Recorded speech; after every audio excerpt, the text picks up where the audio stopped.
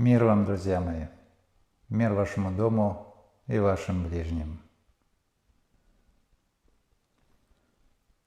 Сейчас мы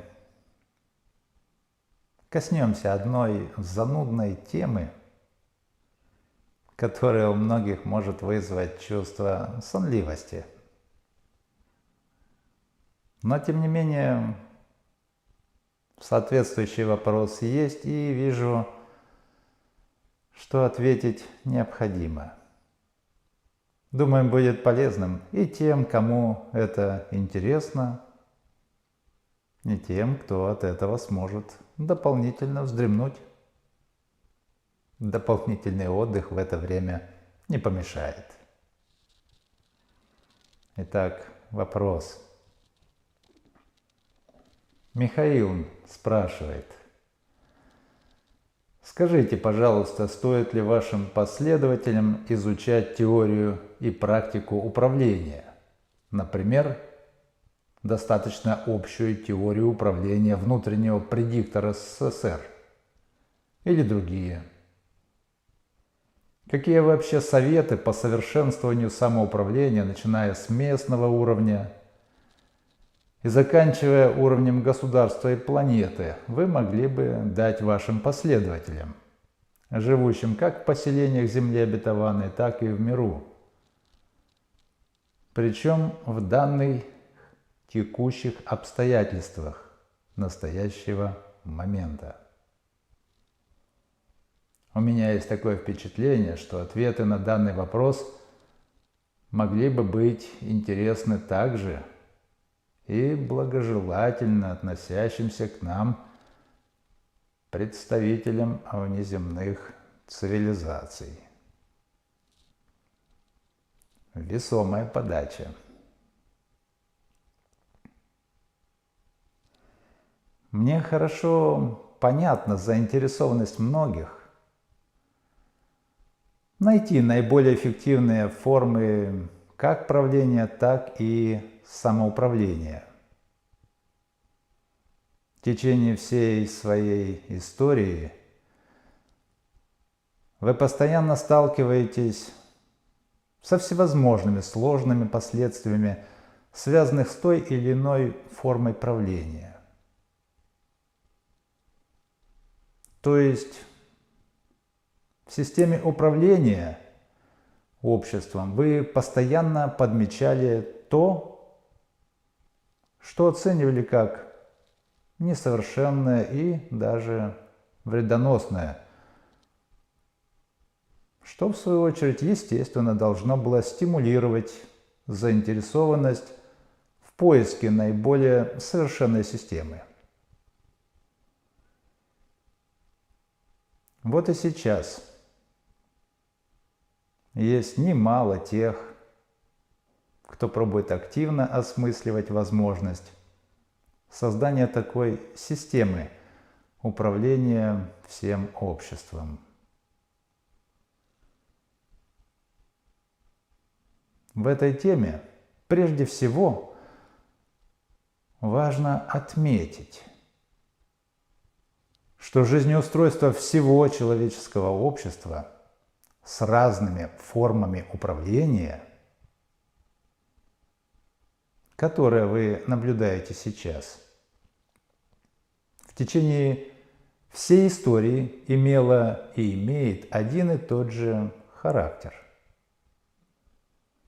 Менялись многочисленные детали, но они не носили принципиальный характер.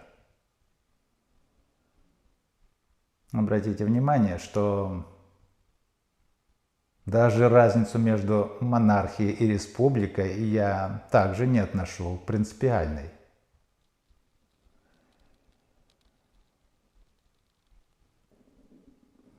Главная знаковая суть всех известных вам форм правления заключается в необходимости принуждать человека делать то, что он может не видеть благоприятным.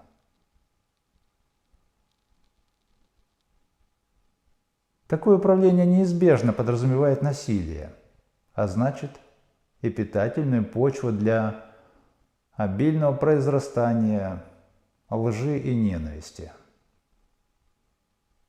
Жизнеустройство с такой характерной системой управления могли сформировать только люди, имеющие определенный тип качеств своего внутреннего мира.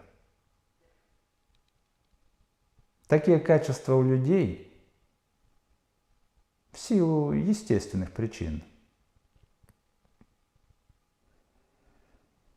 проявились изначально и продолжают у всех сохраняться до сего времени, претерпев пока еще незначительные изменения. А это означает, что пока человек будет сохранять прежнюю характерность своего чувственного мира, все его попытки что-то менять в системе управления будут носить не принципиальный, а косметический характер. Что и происходило в истории всего человечества.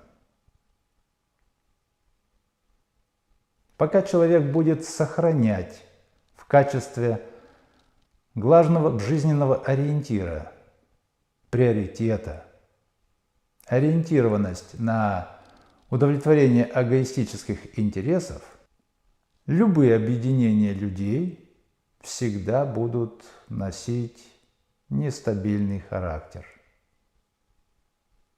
Необходимо подчеркнуть, что в основе всего этого лежит одно жизнеутверждающее обстоятельство.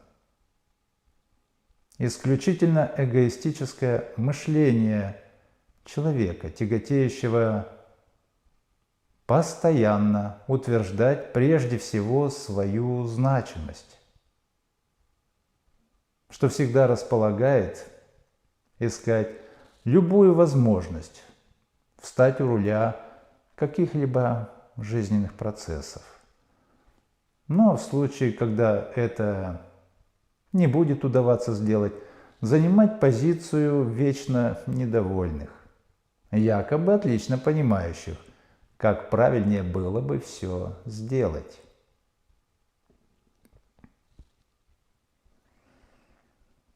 Вам ничего это не напоминает? Думаю, такое вам всем хорошо знакомо. С качествами, которыми вы пока еще продолжаете обладать, вы закономерно тяготеете к хаотичным проявлениям, в связи с чем однажды и стали возникать умозаключения по поводу необходимости создания условий, которые смогли бы как-то организовать и удерживать людей вместе. В результате таких размышлений совершенно естественно и закономерно стала формироваться государственная система. Система силового принуждения. Для организации того, что тяготеет к хаотичным проявлениям, система принуждения является наиболее эффективной. А такая система неизбежно подразумевает наличие управляющей власти у определенной категории людей и всегда будет располагать к образованию сложнейшей инфраструктуры, гармонично заработать которая не сможет в принципе, как бы вы ни бились с этой проблемой. Основная проблема будет связана не с какой-либо вероятной ошибкой в выстраивании такой инфраструктуры, а с тем, что правильнее будет обозначить как человеческий фактор.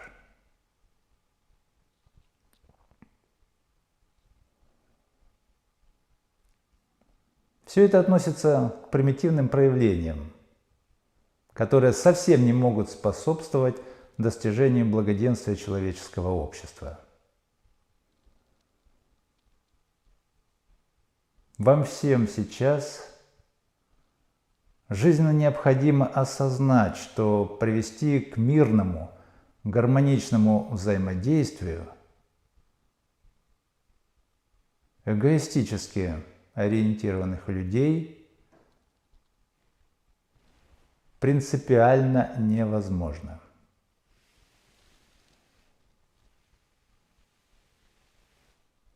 Еще раз подчеркну, что при любой попытке таких людей организовываться сразу же будет проявляться не только множество искренне считающих, что они могут наиболее правильно руководить, но и множество тех, кто также искренне считают, что именно они могут грамотно критиковать. В таких обстоятельствах достичь разумной согласованности предсказуемо не получится.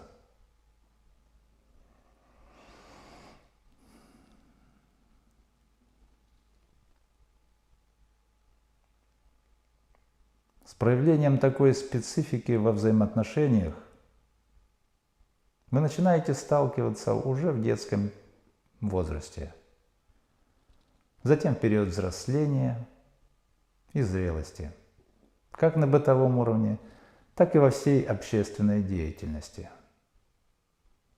Уверен, все это вы вполне можете достаточно часто подмечать как в проявлениях ваших знакомых, так и в своих собственных, где очень многим не удается выстроить нормальную благорасположенность даже в очень узком кругу среди родственников. Обратите внимание на то, как часто вы пробуете навязывать свои нравоучения и критику в общении с кем-то. И именно навязывать, что возможно только в условиях, когда вы пробуете настойчиво доносить свои суждения кому-то, кого ваше мнение не интересует. Помните, такое тяготение навязывать является явным признаком духовной незрелости, характеризующейся проявлением недостаточной мудрости и завышенного самомнения.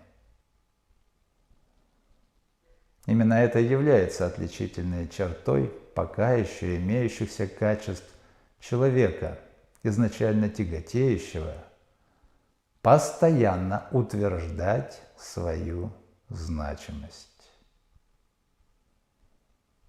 В условиях, где все проявляют склонность рулить и критиковать, при любой возможности разной степени конфликт неизбежен. Некоторые специалисты назовут это здоровой и полезной конкурентной борьбой, но такое суждение будет недостаточно правильным, и тысячелетний опыт человечества это уже продемонстрировал. Конечно же, любая борьба стимулирует на поиск путей к победе, что в определенной мере действительно является полезным. Но это не имеет отношения к пути приведения человечества к благоденствию.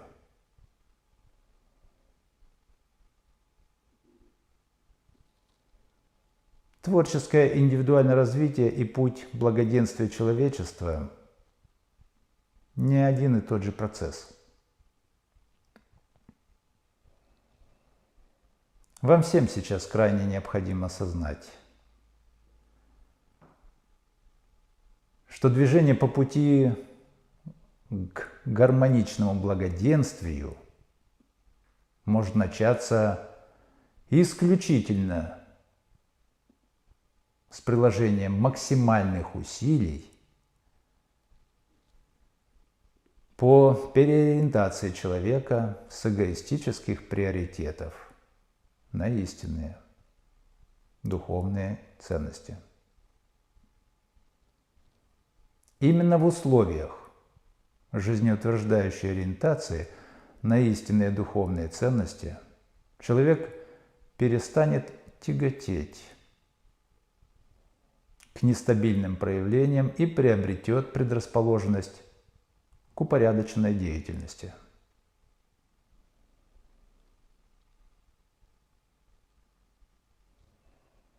Главным ориентиром для человека станут не корыстные интересы,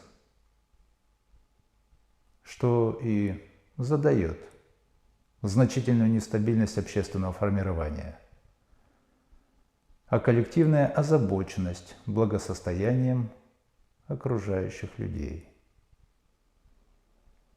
Потребность в каком-либо управлении при развитии таких обстоятельств неизбежно будет все больше исчезать.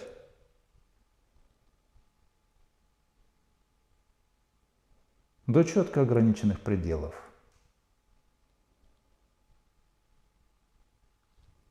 которые всеми одинаково могут восприниматься как действительно необходимые и полезные.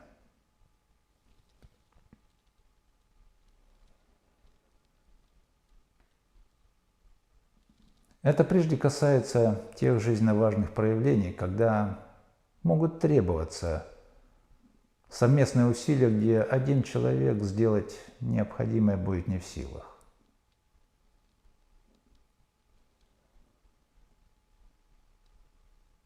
Моим последователям изучать какую-либо теорию управления нужным не будет. Перед ними встала величайшая, сложнейшая задача за всю историю человеческой цивилизации – научиться проявлять истинную человечность и разумность. Уже около 30 лет они с большими естественными затруднениями пробуют шаг за шагом продвинуться в нужном направлении, закладывая первую основу формирования нового типа общества. При этом я особо подчеркну, что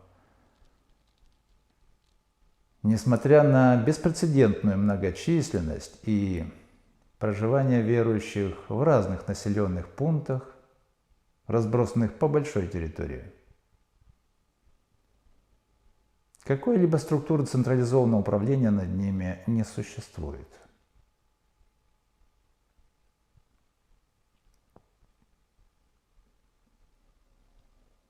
Церковь – это не та организация, которая призвана контролировать верующих. Я не призван научить какой-то якобы совершенной системе управления. Я призван помочь вам изменить свое отношение ко всей происходящей реальности и начать правильно выстраивать взаимоотношения, что позволит гармонично организовываться в условиях равного отношения друг к другу. Вы все на земле одинаково равны, одинаково ценны и одинаково любимы Отцом Небесным. При правильном формировании взаимоотношений и восприятии происходящей реальности неизбежно будет формироваться правильная самоорганизация и воспитание собственного чувства ответственности. В нормальных обстоятельствах, когда станет проявляться настоящая зрелость человека, людьми управлять не надо будет совсем. Все, что вам к этому времени стало знакомо относительно темы управления, является чрезвычайно примитивным и уже окончательно изживающим себя элементом во взаимодействии людей. В завершение ответа давайте я немного обрисую одно из главных обстоятельств, которое станет характерным этапу зрелости, к которому вы направляетесь и о котором я упомянул в предыдущей встрече. Полноценное духовное развитие призвано создать условия, при которых вы совсем перестанете опасаться друг друга и сможете полностью доверять друг другу. Это обстоятельство, в свою очередь, создаст единственно благоприятные условия, когда поля сознания людей станут полноценно взаимодействовать.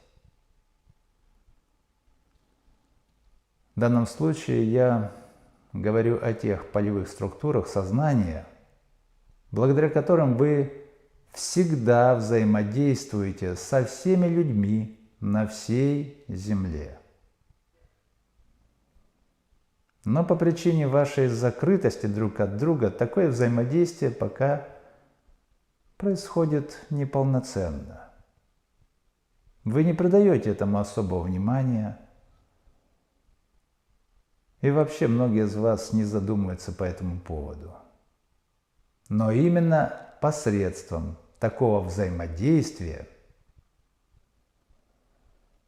у вас якобы беспричинно может меняться не только само психологическое состояние, но и может ощутиться неожиданное проявление чувственной мотивации к какому-то действию.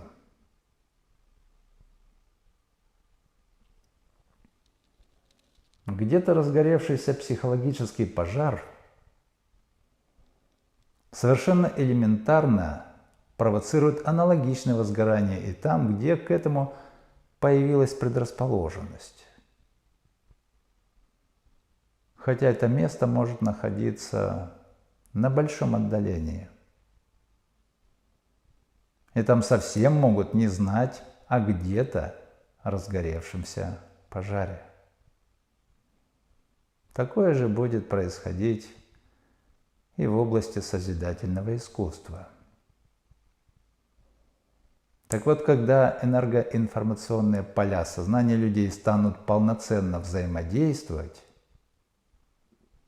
в результате этого образуется единое поле сознания человечества, всего человечества.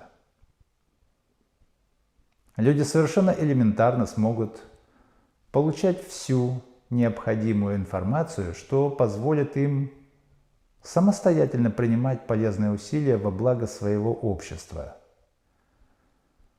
При этом необходимости в наличии какого-то централизованного руководства или координатора совсем никакой не будет. Передача всей жизненно важной информации через такое поле сознания происходит мгновенно, и расстояние не будет играть никакой роли. Но это будет потом.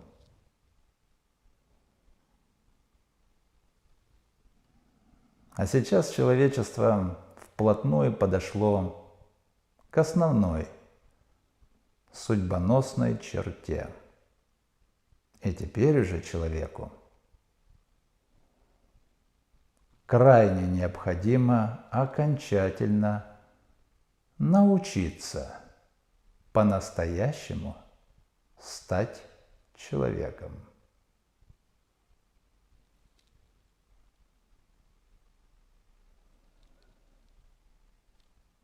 Благостных вам дней, друзья! До встречи!